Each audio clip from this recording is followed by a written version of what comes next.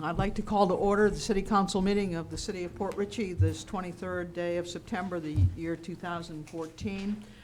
If we would have the invocation by Pastor Rick Dean, please.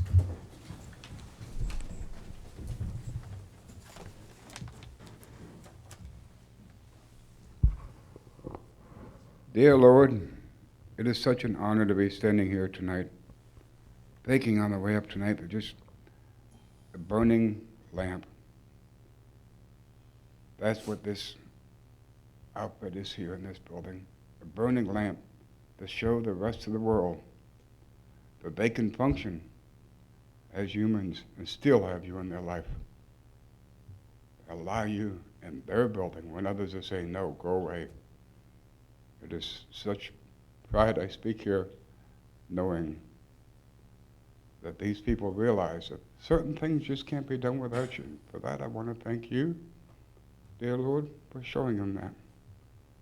And Lord, I ask you to bless each and every one of these people more than they ever thought they could be.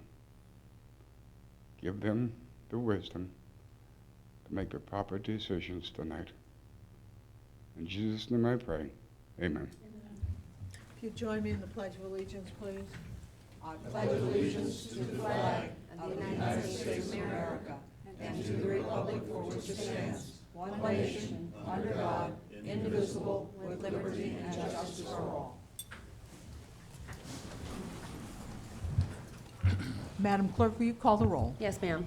Mayor Eloise Taylor. Here. Vice Mayor Bill Colombo. Here. Councilman Steve O'Neill. Here. Councilwoman Nancy Britton. Here. Councilman Terrence Rowe. Here. City Attorney Joseph Poblick. Here. And City Manager Tom O'Neill. Here. Okay. First item is the approval of the City Council minutes of September 9, 2014. Do I have a motion to approve? Motion to approve. Second. All right, we have a motion and a second. All in favor? Aye. Passes. Any announcements, Mr. O'Neill? None at this time. Mr. Public? Nothing. Comments from the public?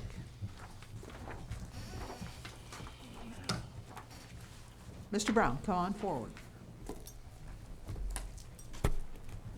Thomas Brown, 7436 Candlelight Court. First of all, I'd like to thank Pat and his crew for doing such a great job of repairing the storm drain in front of my house. All right, I'm not here tonight to speak about the PVC fence that violates city ordinance because it is not such as chain link, or about the 3 fences that violate city ordinance because they are erected in a recorded easement without the required verifications. These are the same 3 fences that project at least 4 feet into Lake Cox. I am here about something else tonight. On May 8th, I ordered 4 copies of something. I picked up the 4 copies on May 10th and was charged 60 cents. On May 13th, I ordered 1 copy of a city code. More than a month later, on June 30th, I was ordering 3 copies of something. The city manager saw me at the city clerk's window and came to me to say the following: "We can't take an information request from you every day, and from now on I will write you an estimate of how much it will cost you for employee time to retrieve the requested documents and make copies. You will have to pay in advance before we start." I believe this to be unprecedented. On July 1st, I picked up 6 copies of information that should have pertained to my June 30th request. Not even one of the 6 pages answered even one of my requests for information. It cost me $26.14 for 1 hour of city clerk time to not have one of my questions answered. And add 90 cents for the cost of the 6 copies, and my total cost was $27.04. In defense of the city clerk, I must say that all of the 6 pages supplied to me had some words relating to my request, but they did not answer my requests. On the phone on July 29th, I complained to the city manager about the request and the information supplied situation, and he said it was the nature of your request. How did the nature of my request result in it costing me $27 for nothing? Should I ask for a refund, or should I ask to be supplied the information I requested, or should I just donate the $27 to the city? That's all. Thank you, Mr. Brown. Walter? Walter Lowe's, 5419 Treadway Drive.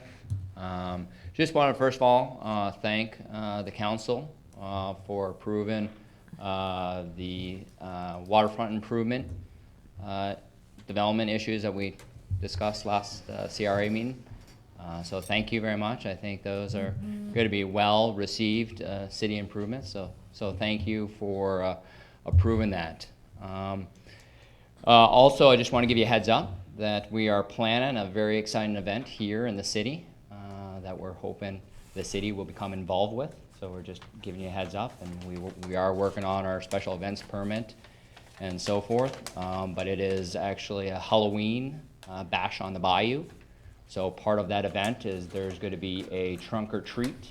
That might be a northern thing, I'm not quite sure, but trunk or treat event is actually in our good friends over at Walmart are participating. So we're using the Walmart parking lot here in Port Richey, and we'll do the trunk or treat event from 4:30 to 6:30, where we'll give out candy to all the neighborhood families and children, and we actually already have probably close to 20 participating businesses in the area. Everyone from Home Depot to Walmart to actually the state park, Hooters, Whiskey River. So it's really a broad cross-section of businesses that are coming together that hopefully are showing that our community can come together and put on these great community events.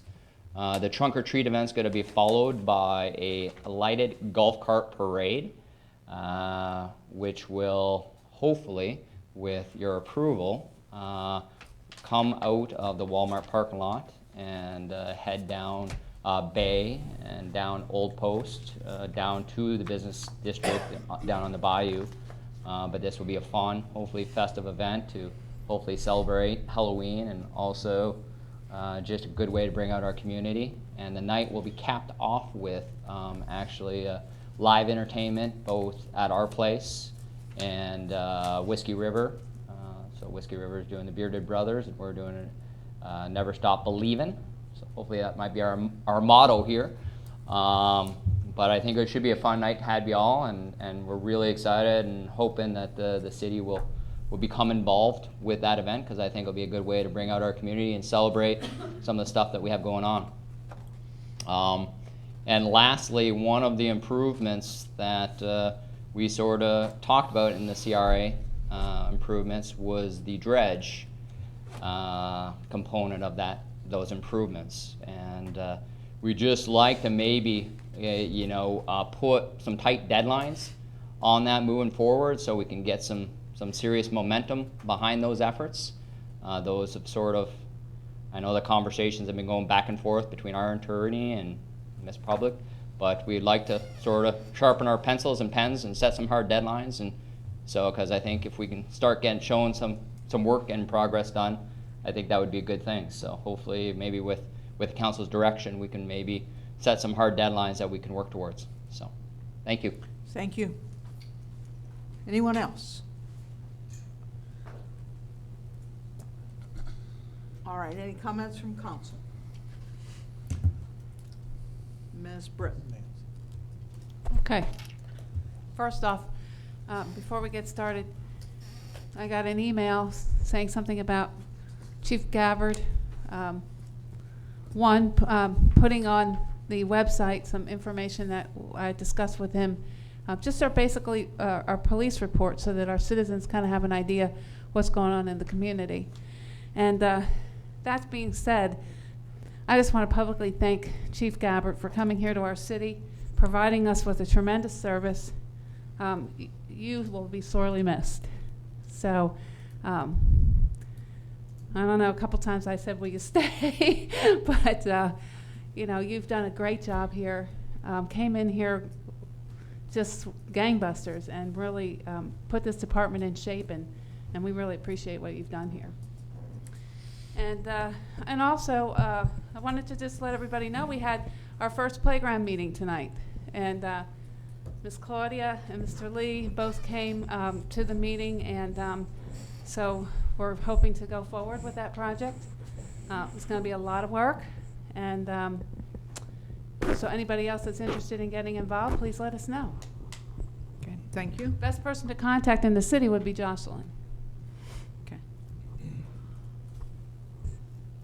Anyone else? I want to thank the chief's wife for lending him to us for this brief duration. Mrs. Gabbard, would you stand up? We cannot tell you how much we enjoyed having him here, and we send him back to you, I hope, in good journey and good health, and we'd like to clone him and keep him, but we must move on. All right, let's go to the consent agenda. Do I have a motion to approve? Motion to approve. Is there a second? All right, any discussion? All in favor? Aye. Item number 2, City Council Health Insurance. Mr. O'Neill. Yes, thank you, Mayor and members of council. It is that time of year where we work through our broker of record to solicit proposals from all insurance carriers. There were a number that were received. The internal committee that worked on this was Jocelyn Martinez, our Assistant City Manager, Finance Director Pam Ziegler, and myself. And the analysis by the Garing Group is in the packet. We felt as a group that we could improve benefits at a marginal cost. You will see that recommendation in the packet. Indeed, the marginal upgrade in cost is 5.4%, and we did budget for a 15% increase that we thought was going to be directly attributable to the Affordable Health Care Act. And with that, I'd like to introduce Mr. Sean Fleming from the Garing Group to go over the proposals. It is at the discretion of council. You could select another proposal. You do have 2 fallback meetings, but I do want to tell you that we'd like to get it done so that the carrier, and it appears like it would be a new carrier because the Aetna Group, which now provides coverage, had a substantial increase. The carrier would have time to review the census data and print all the new insurance cards, so there was no disruption in coverage. So with that, Mr. Sean Fleming is here to respond and present the report to council. Thank you, to the city manager and to everyone. He neglected to say it's everyone's favorite time of year with insurance, but it is that time of year again, obviously, for insurance renewals. We did give you a pretty extensive write-up in the packet as well as all of the proposals. So what I wanted to do tonight was just take a couple of quick minutes to kind of talk through the process we went through and how we arrived at the decision that we put in front of you today, and talk about some of the alternatives that were available and why we ended up with the recommendation we did. As was alluded to, we did go out to bid this year. One of the things that we actually put in the write-up last year and we talked about a little bit was, with the Affordable Care Act, one change that we knew would be coming this year is there's now a maximum on what the out-of-pocket maximum can be on all plans. So your base plan right now has an out-of-pocket maximum that is above that limit. And we knew that that was going to be anywhere between a 10 to a 15% load to take that down and make that in compliance. So we knew that we were faced with that this year, so we did elect to go ahead and release an RFP, knowing that that would affect pricing. One of the other things we looked for in the RFP was we looked at what we call private exchanges, which is something that some of the carriers are offering now to kind of mimic what you see in the open market, which is the ability to go in and get a certain amount of dollars. If you're not in an insurance plan, it's obviously your own money, and pick the plan that best suits you. And we did look at that. The pricing overall wasn't extremely competitive, so we didn't put a lot of focus into that in our evaluation. After we met with staff and showed them, we didn't feel it was a very viable alternative, but did want to bring up that we looked at that. So in that process, we narrowed things down to a couple of carriers, which I'm going to walk through, just a couple of key differences. The first was Aetna, who is your incumbent carrier, with their renewal, and the increase was higher than we would have liked to have seen, but in line with what we expected. But one of the things that Aetna did as a result a little bit of the Affordable Care Act and changing some things around is they actually, on top of the increase that was offered around the 18% range, was they actually proposed some plan benefit changes. So they did lower the out-of-pocket max in accordance with the Affordable Care Act, but they actually changed some of the coinsurance around, some of the limits. They increased the copays on pharmacy, and they added some what we call per admission deductibles, which is a special deductible each time you go into the hospital. One of the big changes that we're really concerned about was on the base plan. If you went to a specialist, you would now be subject to coinsurance of 50% instead of a copay like is currently on the plan. So that was a big concern. So we started looking at some of the alternates. The two most competitive alternates came from Florida Blue, which was a name change, but that's Blue Cross Blue Shield of Florida, and then Cigna. And with the Florida Blue proposal, a couple interesting things happened. The first thing was they did offer 3 plans like you currently have. You currently have a base and 2 buy-up plans, although nobody takes the 3rd buy-up plan. And their plans were very similar in benefits. Some of the buy-up plans were only $5 more a month, and some of the deductibles were actually higher on some of the buy-up plans. So as you looked at the 3 of them, it's kind of hard to figure out which one you would want to take. But there were a couple of things that were of concern. The first thing was the specialist copay on the base plan would go to $100, which is a pretty steep copay to go see a specialist. We would start to have some concerns there of whether or not individuals would actually even choose to go to the doctor with such a steep copay, and then do we have more concerns down the road of somebody ending up with a more catastrophic condition. The pharmacy copays were a little bit higher on that. The coinsurance was lower, and the deductibles, as I said, some were a little bit lower, some were higher. Then with Cigna, Cigna only proposed 2 plans because you have nobody in that 3rd plan. They did lower the out-of-pocket max in accordance with the Affordable Care Act. They actually offered some improvements on a couple of other things, most notably advanced imaging. That would go down to a $250 copay. That would be for your MRIs and CAT scans. The coinsurance went actually from 50% down to 30%. And they didn't have a specialty copay for specialty pharmacy, which will help save employees if they were to be on a specialty medication. And when we looked at both Cigna and Blue Cross, as we looked at both the benefit and the price differences between the plan, we came to a consensus really as a committee looking at it that it really didn't make sense with either of those proposals to offer the 3 plans, because the benefits were so similar between them, or the price was so similar, that for somebody that had been buying up in the past, it would actually be more beneficial for them to just save the contribution and maybe pay a slightly higher copay or a slightly higher deductible. So as a group where we ended up, and the recommendation that we're making to you tonight was Cigna actually came back when we asked them to price going to 1 plan. They did come off their original pricing. So overall, we felt that the Cigna proposal offered both the best level of benefits of the options going to 1 plan at a minimal 5% increase, which was quite a bit below the budget and what we were looking at. And with that, I'm happy to answer any questions. Just real quick, I would point out, we did spend a lot of time looking at the differences between the Blue Cross and the Cigna. If you look just from a pricing point of view, Blue Cross is a little bit lower than Cigna, but there's a couple of key items that I think make make up for that pricing difference and would actually shifts that cost onto the employees. And that's the pharmacy. You'll notice that the pharmacy is a little bit higher on Blue Cross. Cigna doesn't have that specialty pharmacy tier. Those per admission deductibles, which we talked about, which is a separate deductible you have every single time you would go to a hospital. And then the other thing is Cigna is actually a national network, where Blue Cross is a Florida-only network. Where that really comes into play is, let's say you have somebody that has a dependent that's out of town.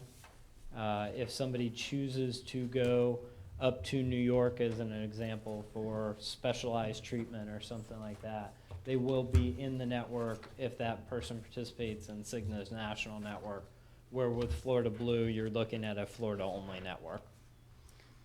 So with that, I have talked longer than I planned to, so I'm happy to answer any questions anyone has. First question is, on what page are you talking about the Cigna One plan? Because I see on page 24, I guess, of 66, that it represents a 10.65% increase. So Yes, where ma'am. is the 5? Yes, ma'am. So what we did there was we showed you everything that we had initially looked at. But if Yeah. you look in the write-up, may not have the same page numbers that you have, but there I've is got page 16. Is that the summary?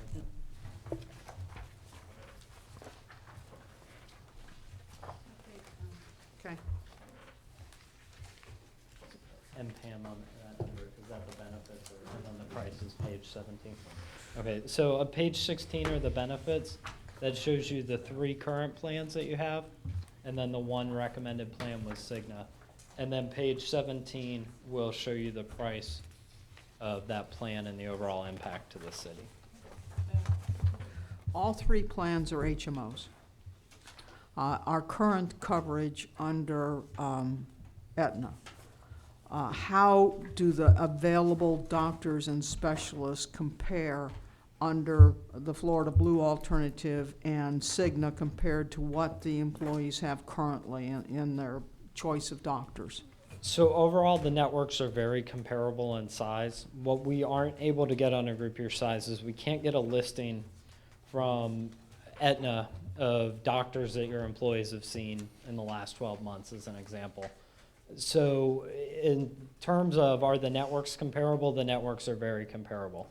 If I see Dr. Smith down the street and he's in Aetna, without going to the Cigna or the Florida Blue website to actually look him up, I don't know if they're in the network. So we can't run a disruption match for the employees. That's something that employees would need to check out through those respective websites.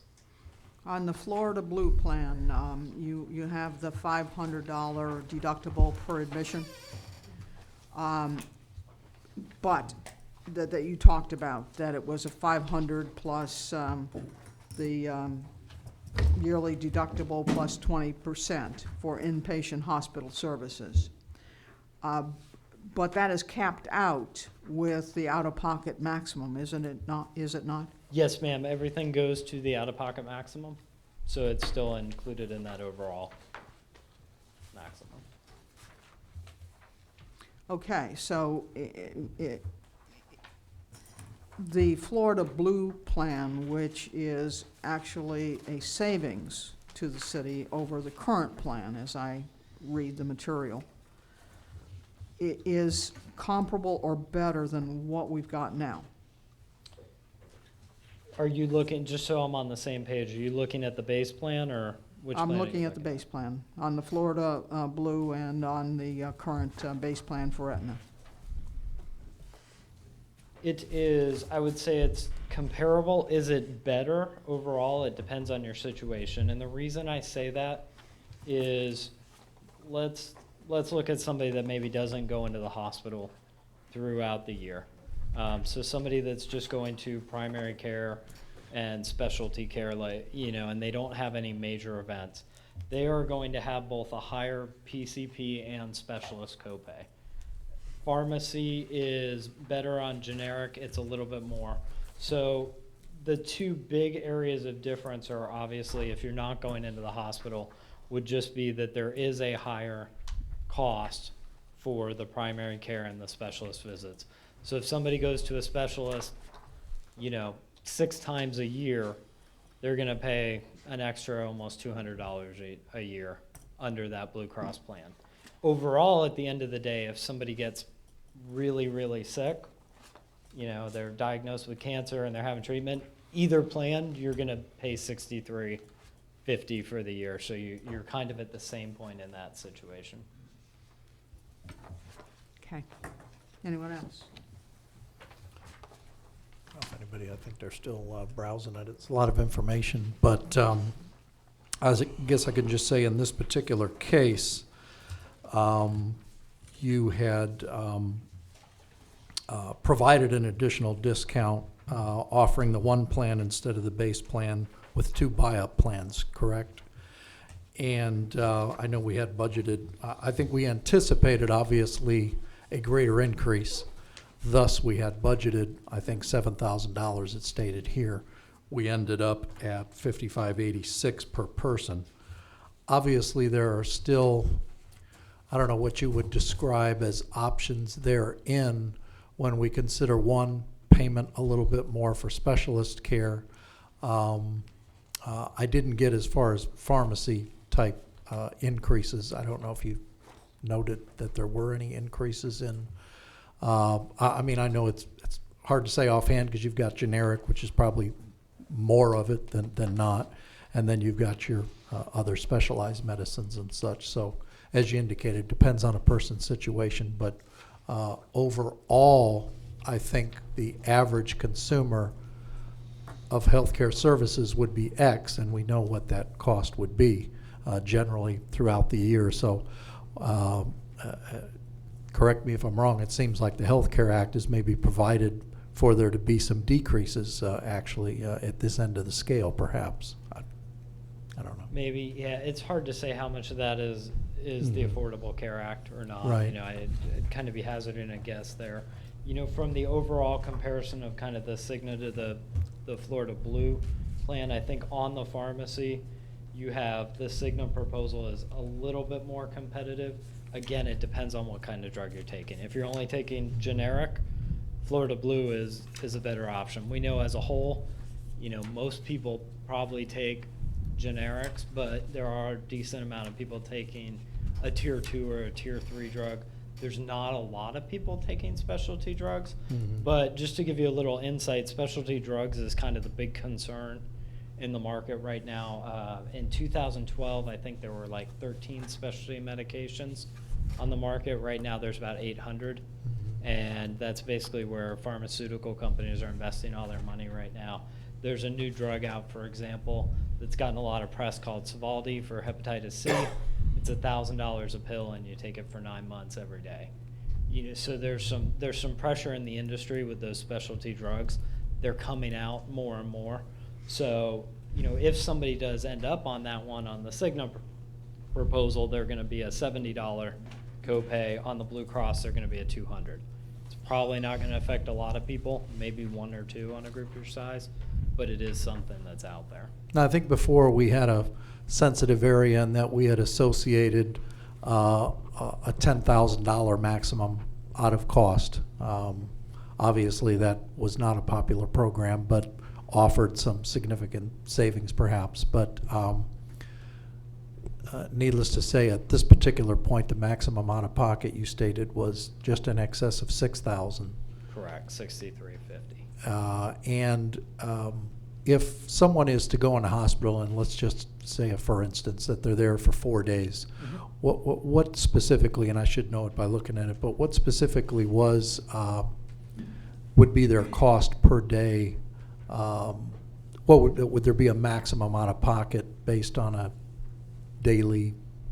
It's fee? not going to be a daily cap. It's going to be under your plan. It's going to be the $63.50. Okay. So under Cigna, if I were to go into the hospital, I have a $3,000 deductible to meet, and then I would have 20% coinsurance until I met my $63.50. Under Blue Cross, I would have to pay $500. Then I would have to pay my $3,000 deductible, and then 20%. So let's just give an example of somebody that goes from an inpatient hospital to a rehab hospital. And let's say they didn't max out in the regular hospital. When they went back in under the Blue Cross program, they would have that $500 again, plus anything they had left over on their deductible, plus the 20%. Where on Cigna, if they had already met their deductible, they'd just be at the 20% if they hadn't capped out. That's not a huge percentage of your population that's going to the hospital on a yearly basis. It's just kind of the balancing act you play of, where do we get the most bang for our buck and how do we affect the most amount of people in a positive way. Would you say this is the If I most may, common policy just, for? I want to clarify one thing. On the copay percentage on Cigna, is it not 30%? Yes, ma'am, it's 30%. I thought I heard you say 20%. 20% is on the Blue Cross. Yeah, that's, okay, thank So you. you get a little bit lower co-insurance, but you gotta pay that $500 up front. Thank you. So this would, I don't know if you can say this or not, be generally a common policy for city employees, would you say? I mean, is there? Yeah, I think of both the plans you're looking at, the one thing that jumps out to me as a little bit out of the norm would be the $100 specialist copay. Typically, we don't see them get much more than the $70 range. $100 is pretty steep on any copay for just a regular doctor visit, and that was the one thing that really jumped out to me. I mean, the $500 per admission, when you're comparing two plans, obviously one's better than the other, but if you had it and that was your option, probably not that big of a deal. But there's a lot of people that may go to a specialist once or twice a month, depending on their conditions, and $100 every time starts to get pretty steep on that. So that's the one benefit that really jumps out at me. And then lastly, I'll just direct this over to Pam, because I think over the years you've probably been the maybe focal person in looking at this and maybe fielded some questions from the other employees. What can you say about this choice and why it might be the best choice for the city employees? I know I put you on the spot, I'm sorry. I don't know if I should really comment on policy making. One thing with the Cigna, we did have Cigna about 4 or 5 years ago. And at that time, I believe the only change that I heard that anyone had with doctors is I think we had to use LabCorp instead of Quest. It's actually Cigna is now both. Oh, really? Okay. You can use LabCorp or Quest. Oh. with Cigna. And at that time, that was the only issue that I ever heard of that people had to then change. The Cigna option, I think, is very comparable to our first buy-up plan that I am on right now with Aetna, that I'm paying $84 a month for. And yet, the cost to the city is, to provide that plan is way below what we budgeted. It's under $6,000. Right. We did budget $7,000. Pam, I'm not going to be covered by this, so I really hate to say anything. Well, I just know Can I- people have come to you and had questions in the past, so I Yeah, figured that's why I and would the ask. city has but- not had Blue Cross since I've been here, so I can't comment on Blue Cross. yeah, I do know that people have carried their spouses on Blue Cross through outside insurance rather than going through like the Aetna plan to carry dependent coverage. And I've not heard anything bad about it. And so- those seem quite expensive. If you're just adding anything in here, those numbers are quite high to me, but I keep hearing that the number is below what we thought it would be and what we budgeted. What did we used to pay per employee? We used to pay, well, this year we're paying $5,586 Per employee? per employee. For all the ones that are in the first tier? Correct. And then the employees pay that And they- extra $84 a month. To buy up, right. Right. The Cigna would be $5,860 for employees, so just a couple of $100 difference per employee for the Cigna plan over the base plan that we currently have. What was the first number again? I'm sorry. 5,586, and Okay. then the Cigna is 5,860. Quick question on the dental. Is it a $2,000 a year coverage or a $1,000 a year coverage? Maximum. That's a lot of money. That's high, I think, but anyway, that's my opinion.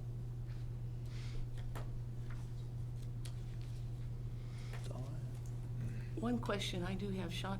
On the Cigna plan, did you tell me that prescription counted towards the out-of-pocket maximum? Yes, ma'am. Actually, with Blue Cross and Cigna now, everything will count towards the out-of-pocket maximum. That's a new provision of the Affordable Care Act. In the past, it was you had an out-of-pocket maximum, but maybe only co-insurance applied to it, maybe, you know, everything but pharmacy. So one of the things of the Affordable Care Act was to really put everything on an apples-to-apples basis and make the out-of-pocket max a true out-of-pocket max. So that's a change that will be rolled out this year.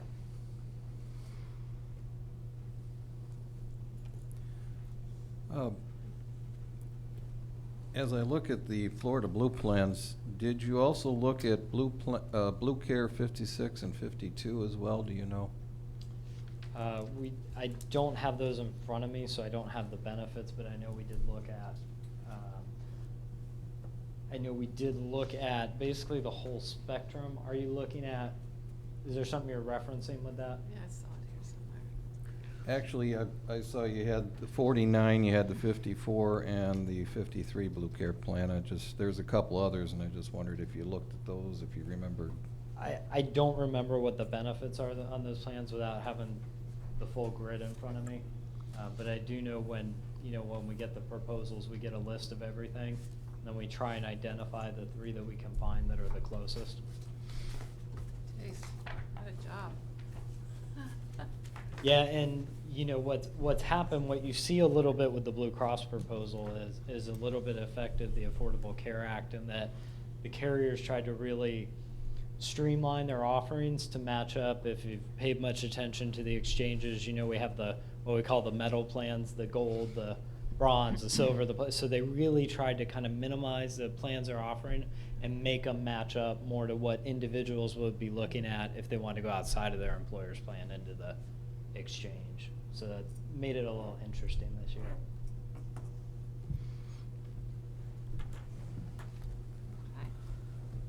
Any other questions? He mentioned about the exchange, but I'm not sure, enough. I mean, this is a different time, if you would, so I'm not sure that other areas that are out there, is that part of your process in looking at anything outside of what's presented here? When you mention exchange, is there anything you can So the comment on exchange that? I'm referring to there largely is the public exchange. We did go out and look at private exchanges, which is where you can kind of mimic that with your own plan. What happens when you do that is you have a lot of different offerings, and you basically say to the employees, here's how much money you're going to get. Well, because of that, the insurance companies rate for that risk, thinking that everybody that's healthy is going to take the really cheap plan, and everybody that's sick and needs it is going to take the real. So there's a load that goes in with that, and when we looked at that, we didn't feel the pricing. We couldn't get employees the same level of benefit for the same cost to the city. The only real option with the public exchange is you can say, hands off, we're out of the business of offering insurance. We're going to pay the penalty, which has been delayed, but we're going to pay this penalty for each employee that we don't offer insurance to, and send them out on their own. Now, I know everybody saw the news over early in the year about how smooth everything went with the exchange, so we'll just maybe kind of leave that at that for as far as editorializing on, some of the pros and cons of if you actually were to do that to the employees. Just thinking if there's some cost savings associated with, as we look down the road, how would your, let's say, expansion of plans offered and the savings that might accompany that in the future be affected by maybe what you do now? As you mentioned, you take X, Y, and Z, and I think, as Terry indicated, other policies. But when you start to talk about these exchanges, is that still part of your process, or would we have to have somebody else engage in saying, hey, this is what you have in one, you are the provider? No, that's still to the part of our city? process, looking at the private exchanges. Looking at the public exchange is really a matter of, here's what the penalty is. Mhm. We know it's going to be cheaper than offering insurance, but looking at what are employees getting with their money then that you may give them to go buy insurance. And if you didn't see the articles, if you go just, Google Florida health exchange rates, you'll see that I think Blue Cross was looking for a 23% increase, somewhere around that range on the public exchange plans. The other carriers are in similar ranges. And my concern of that, I think it could change in a couple of years, but the first 3 years basically of the exchanges being out, there's fees that are being paid out of your plan and everyone's plan that are subsidizing those rates. So we're looking at 20+% increases on the public exchanges with subsidized rates. So I think where most employers are that are looking at that is we're gonna see how this plays out until the exchanges are no longer subsidized, see what happens to their rates, and then we can make an informed decision. Because you could say we're dumping our insurance plan right now and sending everybody to the exchange, and then all of a sudden 2 or 3 years in a row they get 40 or 50% increases, and they're gonna be knocking down the door going, why'd we make this decision? Where in a couple of years, when maybe things are leveled out, it might be a more viable option. But right now, I think there's a lot of risk in going that route. And if, in looking at this as a whole, I only say this because, as you mentioned earlier, there may be some folks that are young enough, they're not taking any particular medication. Their extent of health care is 2 physicals a year or visits to the doctor. But in the atmosphere, in our atmosphere as such, we already establish a baseline number to provide the employee rather than the other. I think you know what I'm talking about. If we look at, okay, this young person might need X and the city is looking at a considerable savings. I know it's too early maybe now to tell because these have just started in the exchanges, but just the mind, just the thought itself would change a little bit in shopping for insurance. We wouldn't just say, hey, we got $7,000 budgeted, let's go spend it. We would approach this another way, with exchanges, et cetera, coming up. So it's just a thought. But anyway, thank you. I know you put a lot of work into this. You're welcome. Thank you. Appreciate it. Anyone else? Thank you. What's the pleasure? You want to move forward on some decision tonight? Do you want to postpone this and let give everybody a time to digest it? What's the pleasure? Well, to me, I think, we have the plans here. The anticipated cost is reduced. To me, at this particular point, as was indicated, the additional discount kind of redirected this a little bit, if you would, on the one plan instead of the base plan with 2 buy-up plans. So, there have been some adjustments. I think my questions were more directed to the future and looking at savings, not just automatically associating a number and let's go spend it. But I know that might be maybe a conversation we would have next year. I don't know all these numbers. I'm not an expert. That's why we have this gentleman here. And I think he's done a good job in proposing what's here at the particular 5586 cost. If the rest of you feel there's time needed to review, what kind of timeline are we on here? I would tell you that we have 2 fallback meetings, but we certainly would like to get this approved as soon as you're comfortable with it so that the new carrier would have an opportunity to print all of the insurance cards and update the employees with the new information. So the next city council meeting is October 14th. Okay, if everybody's more comfortable at that particular point, but it seemed to me, sitting here, I really didn't hear questions from the others that seemed to redirect this beyond tonight. Maybe I'm wrong, but I'll let the rest of you speak. I think this is where we are. And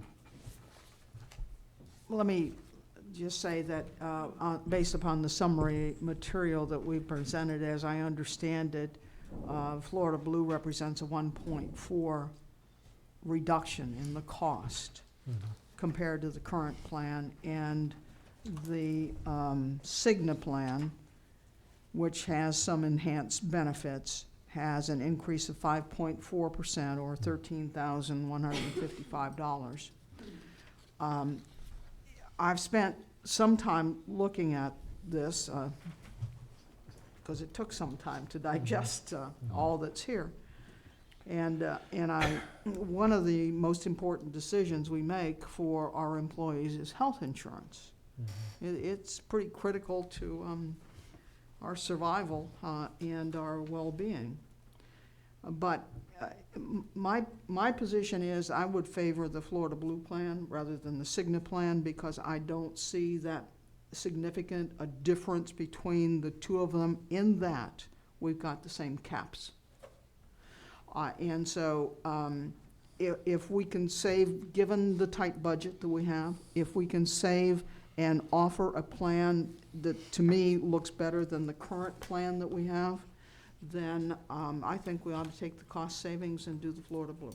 Could we ask again now, Mayor, you indicated the 1.4% reduction, which was outlined, I think, during the discussions. But the differences therein were, if I'm correct, sir, if you come up, I know you want to answer this probably, but the differences there, again, with the Florida Blue, was the specialist fee being the $100, am I correct? Yes, sir. It was primarily the specialist, and it was the $500 additional per admission deductible. And if I can add one thing on the Blue Cross, just as an option, you do have 3 plans there that are basically within $5 to $6 of each other. If you look at Blue Care Plan 53, which is the third option, I would just point out, it's the council's decision, obviously. If you're inclined to lean towards Blue Cross, the only thing I would say is I might consider for the extra $6 the Blue Care Plan 53. It has lower specialist copays. It does have a little bit higher deductible, but for more people on kind of a daily basis, I think it might actually be more beneficial. And because of the difference in the specialist? Yes, ma'am. But we're talking $30 between the $100 from Florida Blue and Cigna. That's $30. You've got to go to a lot of specialists to make that difference, and you also got the 30% on the hospitalization. Yes, ma'am. I'm just throwing out there the idea that more people are going to be going to specialists than the hospital. And specialists on a daily, a $35 savings between the 100 and the 65, you're talking about, about an extra $60 to $70 a year in premium costs. If it were me, I would prefer to have the lower copays at the doctor's office.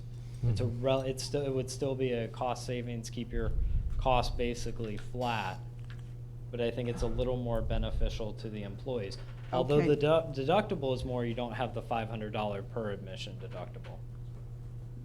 But still, you've got the cap. So if you've got a serious illness, you're going to reach that cap of the $63.50 on all the plans pretty rapidly. I mean, you're going to max out if you got anything significant. You're going to max out in a hurry on any hospitalization. It may take one day to max out on that deductible. What's the difference in bottom line costs between the Florida Blue base plan and the Plan 53? Since you contribute off the single, it would be $6, about roughly $6 a month, so $72 a year per employee. What does that translate in a percentage, for example? $72 off what we're currently paying, or $72 No, it would off the take, Cigna if you look plan? at the 5517, that would be the Blue Cross. total amount, if you go to that page that has the 5517 on the bottom, it's going to be a little bit further back in your packet. Excuse me, to cover all of the employees from Plan 49 to 53 would be a total cost of $3,600 a year. To cover all. $6, he said $6, $5 or $6 a month, is that right? Per employee, and for So about that's- 50 employees, that's about $3,600 a year. That's Total. $72 times 50. 3,600. Okay. That's under the 53 plan? That cost saving?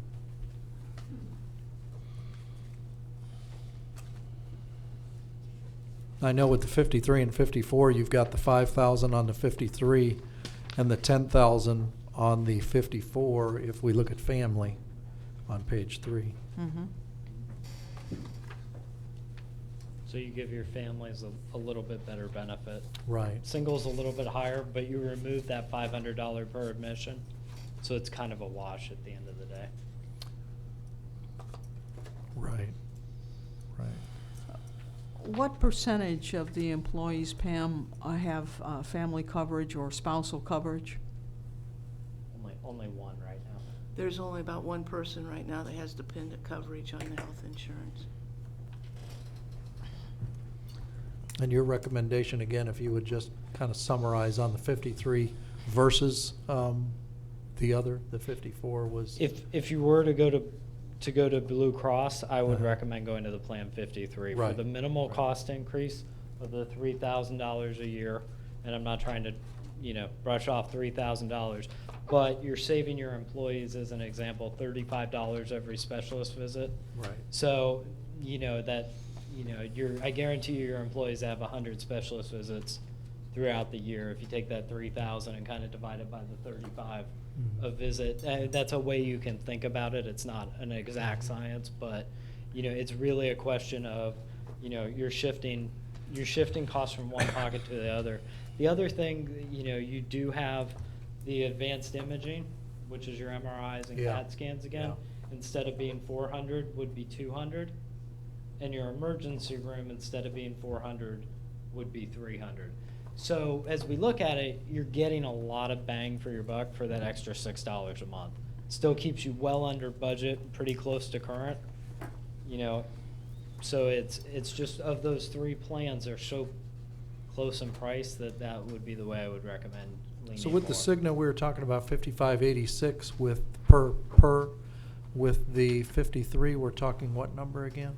Probably, it's roughly $70, so let's round it up and say $5,600 a year. Okay, so $70. So is about that a right? 200, still some odd dollar, almost $300 savings an employee a year in that. I just always want to look at what benefits the most employees, and that specialist copay being lower is going to benefit the most number of employees, as well as the advanced imaging. Anybody that's been to the doctor much lately knows that doctors, unfortunately, are prescribing MRIs at very high rates. So that can Yeah. start to add up, pretty quickly. That extra $200 on each of those charges can start to add up pretty quickly. Well, at this particular point, I would just say, after review by the city manager and the HR department, the recommendation was made, if we're looking to provide another direction, should we put this off to the next meeting to allow there to be any questions from that are, our employees, et cetera. I mean, we know the time factor is there for us, but it should be done at the very next meeting. So can this be tabled to the next meeting to look at what changes might impact the employees? I don't know, the numbers are in front of us. I think that, they're not gonna change till next week or the next. No, but I mean, the recommendation made to you that came from your city manager and HR person is not what we're discussing now. Right.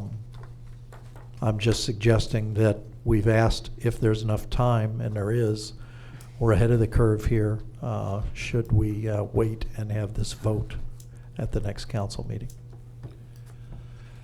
And the question to that also is, how solid are these numbers? If we wait until sometime in October, what is the chance of? The numbers are firm either way. They won't change. Because I've seen companies pull out completely, you know. Yeah, no, the only caveat that's with those numbers is if you were to lose, 10% to 15% of the workforce. Right. But that's not gonna happen in the next 2 weeks. The bigger concern would just be open enrollment, getting employees actually their new cards, getting them into the system on October 1st so they don't have an issue. If you feel comfortable making a decision, obviously that extra time helps quite a bit in ensuring that process goes smoothly. It's not that it can't be done either way, but Right. a couple of years ago, we obviously had a last minute, decision with United, and that there were a lot of people that weren't covered on the effective date, and there were some issues that came up as a result of that. I think we ought to move forward if everybody's comfortable with that and make a decision.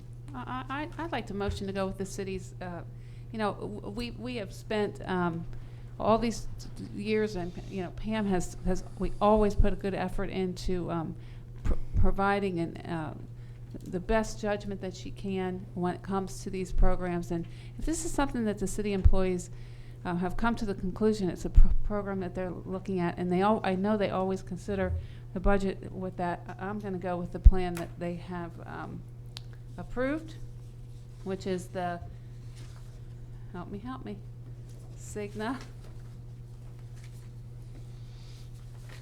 Thank you, Terry. The OPIN plan. Cigna plan. Was that a motion? Yeah, motion to approve the open Cigna plan. Thank you, Terry. Do I have a second?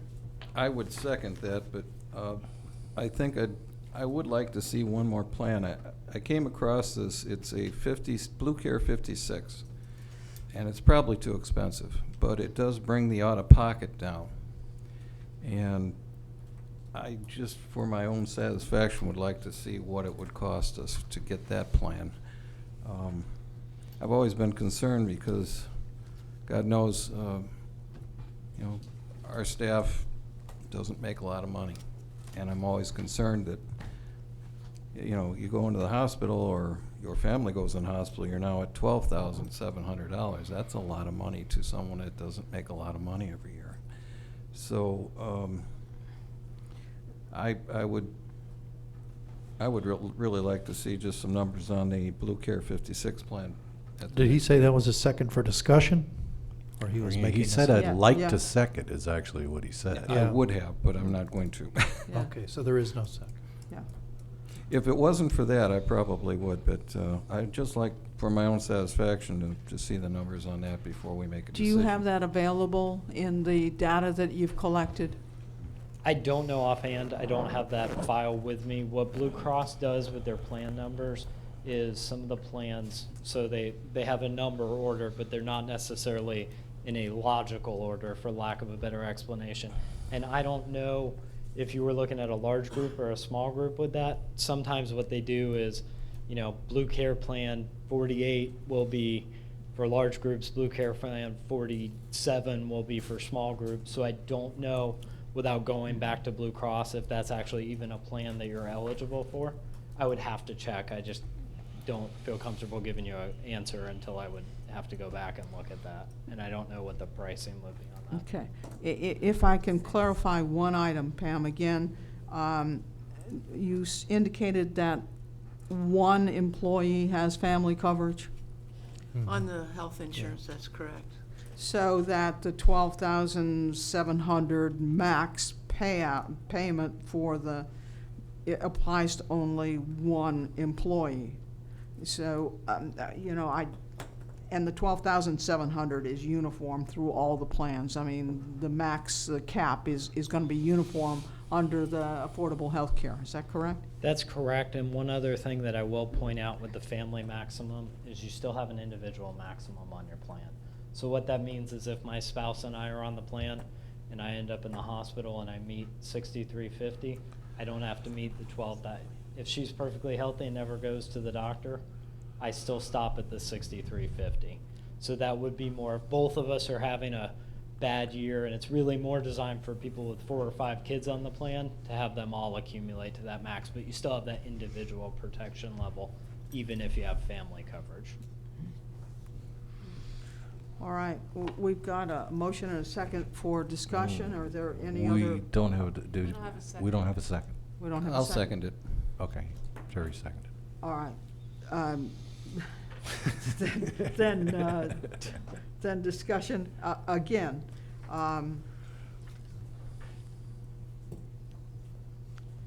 The increased benefits in the projected likelihood that the future increases are going to be substantial percentage increases. Then to be able to carry forward with these same benefits is going to get increasingly costly to us going forward. I just don't think we can afford it. And so I take my position again. I think that we ought to do the not approve the Cigna and do the Florida because of the cost savings and because of the stringency of our budget. Yeah, I'd have to say that I agree with the mayor on that point. Stringency of the budget and going to a richer plan for a higher cost is just not on the table right now, as far as I'm concerned. But I think that it's a good plan, and as it's been laid out with the overall budget caps, you know, there is still just so much liability. There's $6,000 out there. You may get there quicker on one plan than another, but you know, who knows? You know, they're all good plans. All right, we have a motion and a second on the Cigna plan. I'm going to open it up from anybody in the public that wants to address this. Seeing none, bring it back. We have a motion and a second for approval of the Cigna plan. Anything else from council? I would just say, you know, in my particular position, having, again, the city manager and HR make the recommendation, which I know Nancy is moving forward, I understand the points that the mayor has made, and that all of these particular plans discussed, I think certainly provide for the employees. The only difference is, of course, there is a % increase in a delicate time. I look forward, as I indicated, with talking with this gentleman, these exchanges, et cetera, and what that might provide in the future as far as savings, since we just allocate a straight number and work from that, that there wouldn't be a straight number. But I had hoped we could put this off to the next meeting, but that doesn't seem like that's going to go. So I'm going to have to say I would look for the cost savings as well. So anyway. All right, we've got a motion and a second. All in favor? Aye. Opposed? Nay. Nay. It does not pass. Do I have another motion? I move to approve the Florida Blue plan, is it? Second tier as the primary tier? Which one? Or wasn't that the second tier? The 53? Plan 53. Is this one here, 53? Plan 53. Do I have a second? I'll second. Discussion.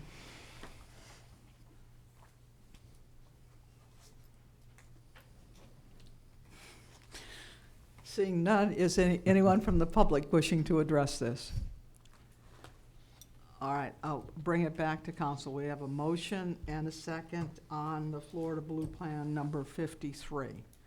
And if I just want to kind of re-summarize, this represents, it looks like some $3,500 more than the Florida Blue Plan 49. Is that correct, Pam? Yes.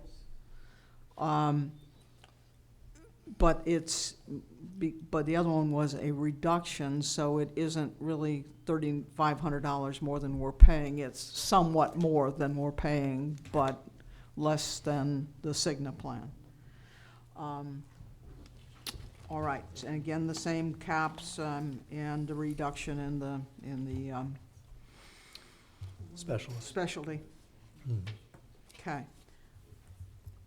Well, motion and a second, all in favor? Aye. Aye. Aye. Nay. Hey, All right, it passes. all right, moving on. Okay. Next, we have ordinance number 14-637, the open container revisions. Mr. O'Neill.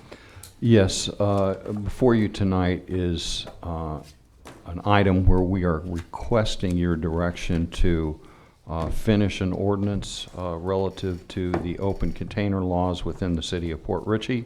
And I want to defer to Chief Gabbard for some additional comments on the introduction of this ordinance. Thank you, sir. Thank you, Mayor.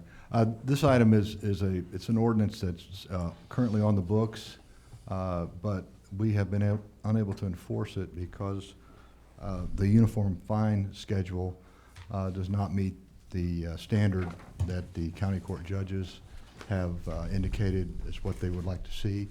And we're asking you to instruct the city attorney to proceed and put together an ordinance, which he's done in draft form, that's attached to your backup material, and bring that back with a uniform fine schedule, and we will then be able to enforce it.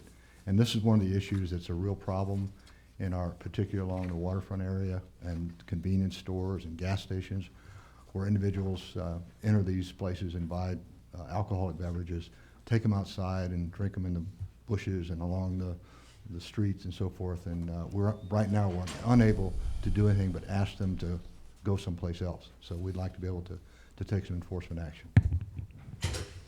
Okay, thank you. Any questions? I was just, didn't we run up against this? I think, Joe, I was asking you earlier about this on parking earlier this year or year before or whatever. I seem to remember there being some discussion at some point with the prior chief about the parking ordinance. I don't specifically remember what those conversations were, but I think it probably dealt with a similar thing, that the section of the code didn't have a penalty clause to Right, it, so there was right. no enforcement mechanism. Right, Well, right, The code said right. you couldn't do this. Right, The police had nothing they could do if you didn't comply. right. So I'd like to see that looked back into. Okay, I've got my And notes to any, check on that any and bring other, it back. any ones that happen to, ring a bell, let's get that, because we can't, That's exactly the same issue, and Yeah. and that needs to be brought forward too. yeah, to be yeah. honest with you. Exactly. I mean, we can't have an ordinance on the books and, basically a useless enforcement tool. Is there anything else, Chief, that comes to mind that are problem areas for enforcement? Those are the only two that we've run up against, that the officers are really, their hands are tied right now, so this really needs to be taken care of. Okay. All Quick right. question. Yeah. Chief Gabbard, the loitering ordinance, does that also come with a fine, a fee schedule? Well, this is so that we can issue citations, that we can actually hand them a ticket. What can you do? But we can actually book, the loitering statute, we can actually book them into the county jail. Okay. And we don't, normally you don't give someone a loitering citation. Normally Okay, it, wasn't sure, okay. Okay, then is it the pleasure of council to direct the city attorney to look at both those parking and open container provisions to provide uniform citations so that we can enforce them? Isn't that already done here, Joe? Well, that's what's done in this one, but it's not here for a first reading. It's here just for discussion. Oh, tonight. okay, it's just here for Should discussion. council direct me to go forward, it'll be placed on the next agenda for the first Okay, reading. well, yeah, well, I move for our city attorney to move forward on ordinance number 14-637 for the next city council meeting. Second.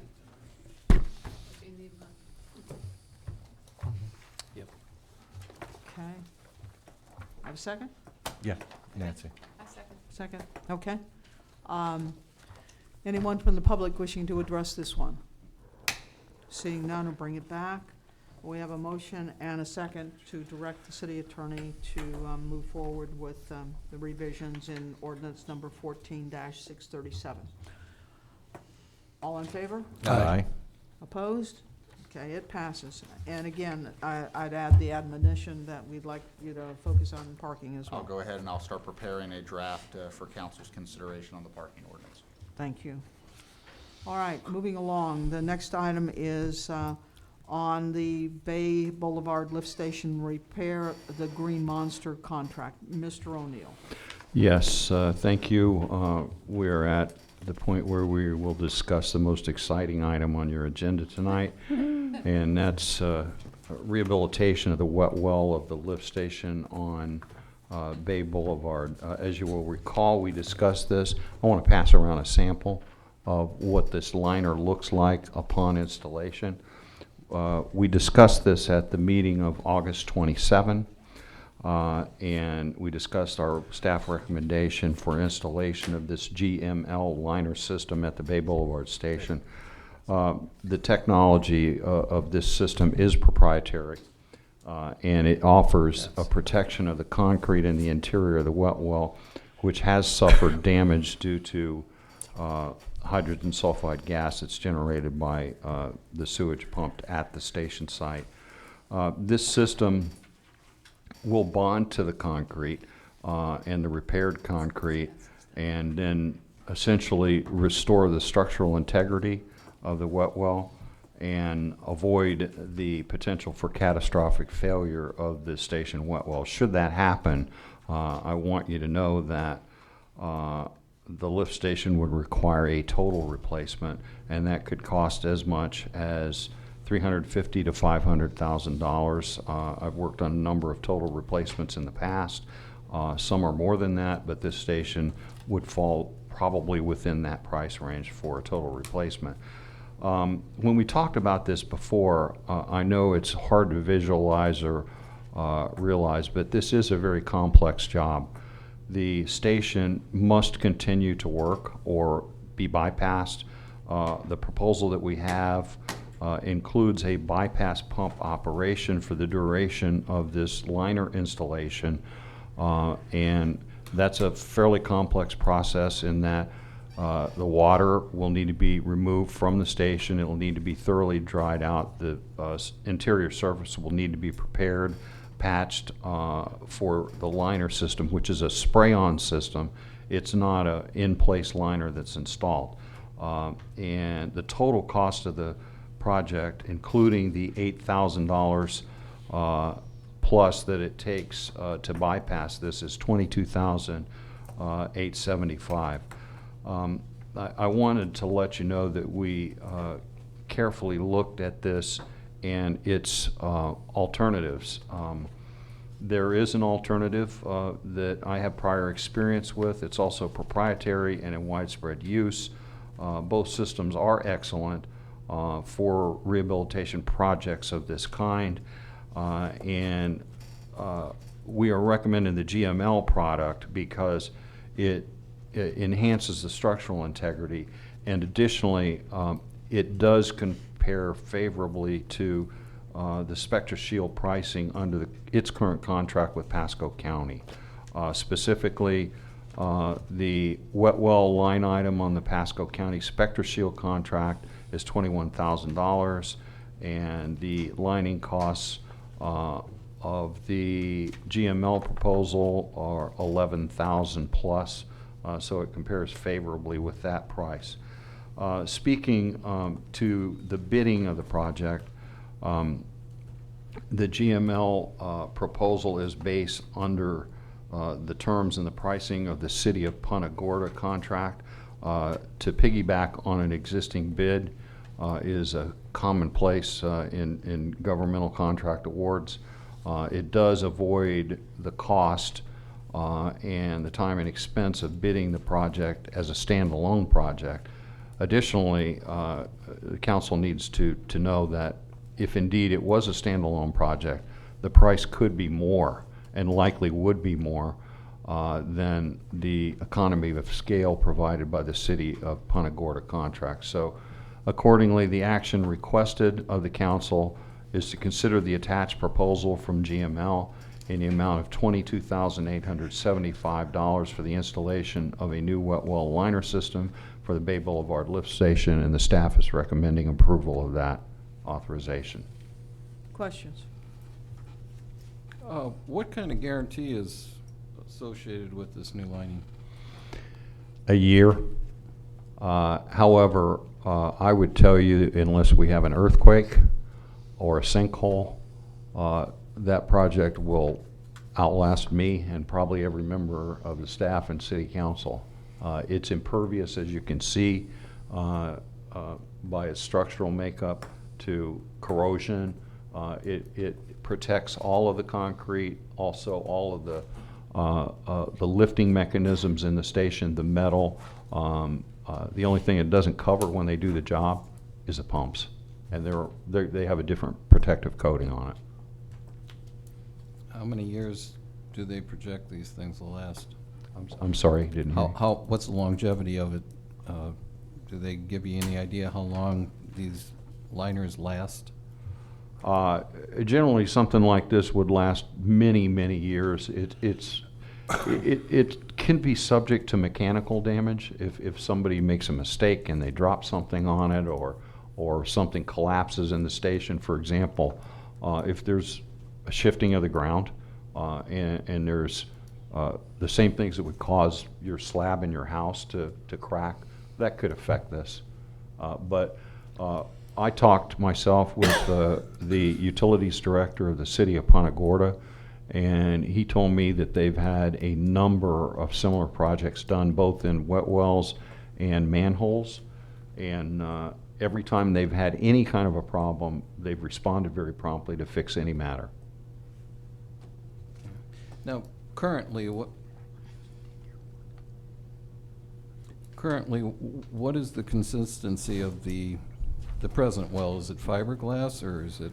The present liner is fiberglass that's installed there, but it likely was installed when the station was built. So if you have a preformed fiberglass liner, the top of the station would need to come off and be installed. And by the way, it as we mentioned before, it's deteriorated. It has holes in it. There's big gaps in it where the concrete is exposed. The atmosphere in the station has damaged the concrete. So the city had received a proposal for this lift station in the early 90s for a fiberglass liner, and it was slightly over $15,000 for the liner alone, and that was something that was installed at the time of construction, as we understand it. So, once again, we think this is the good system and the right system for this particular installation, and something that would mean that we would never have to go back there for this kind of work in the future. That lift station, is it about 20 years old? But we don't know exactly, but I know that the city of Port Richey sewers were put in the mid-'80s. Some of them. I think I want to say 1988. Yeah. 1888, yeah. And some of them I know were built a little later because the project took a couple of years to do. The difference between the Green Monster and the Spectra Shield in cost. You indicated the Spectra Shield was about $21,000 and this is $22,875. Am I correct in understanding that the Spectra Shield doesn't allow or doesn't incorporate the bypass? That's correct. So that if we added $8,000 for the bypass, then the Spectra Shield would actually be more expensive? That's correct. And we do not have the equipment to bypass the station. It requires excavation of both the gravity main and the force main, and we don't have that equipment in-house. That is something that we would need to contract out. Yeah, let me ask a question, Tom. In the case of a fiberglass liner or a fiberglass to this, your understanding is the last one was done in place, which would assume that the fiberglass unit was fabricated off-site, brought in, concreted in, and built up from there. Is that correct? That's what we believe. Okay. How do they redo fiberglass? Or in other words, if you were to go out now and say, we want to redo this in fiberglass, do they have to lay it up in place? They can't just bring it and drop it in. They would have to. Because this is a spray-on application, correct? Yes, it is. It's doable, but they'd have to remove the top of the station and Right. insert it like they did when it was new. The wet well is a poured-in-place wet well, and that's put in place, and then the fiberglass liner is inserted, but it's a preformed situation. It is where- a preformed yes. situation, yeah, okay. Okay, any further discussion? Do I have a motion? Motion to approve the proposal from GML in the amount of $22,875 for the install of the new wet liner system for the Bay Boulevard lift station. Is there a second? I'll second. Okay. Anyone from the audience wishing to comment on this project? Seeing none, I'll bring it back to council for any further discussion.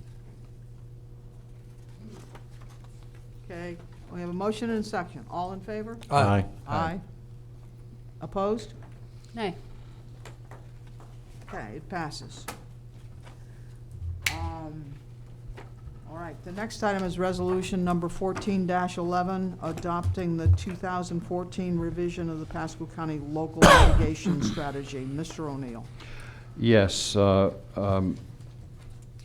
this is an item that all 6 municipalities and the Board of County Commissioners must act on in order to remain eligible for current and future FEMA funding, which includes public assistance, hazard mitigation grants, and flood mitigation assistance.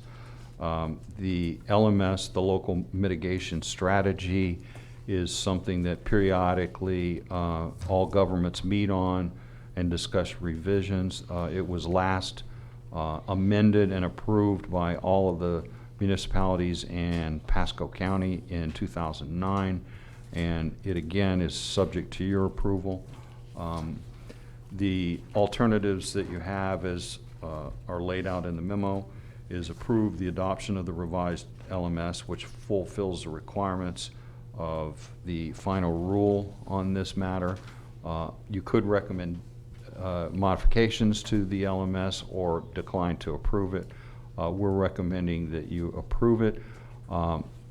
We did not include the revised LMS in the packet because it does amount to 668 pages, and I thought that would make the agenda rather heavy. However, I did want to tell you that we could provide that to you on disk if you would like. It's a very long, again, mentioning the size of the document.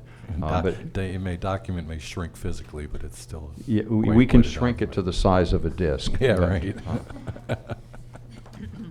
Do I have a motion to approve?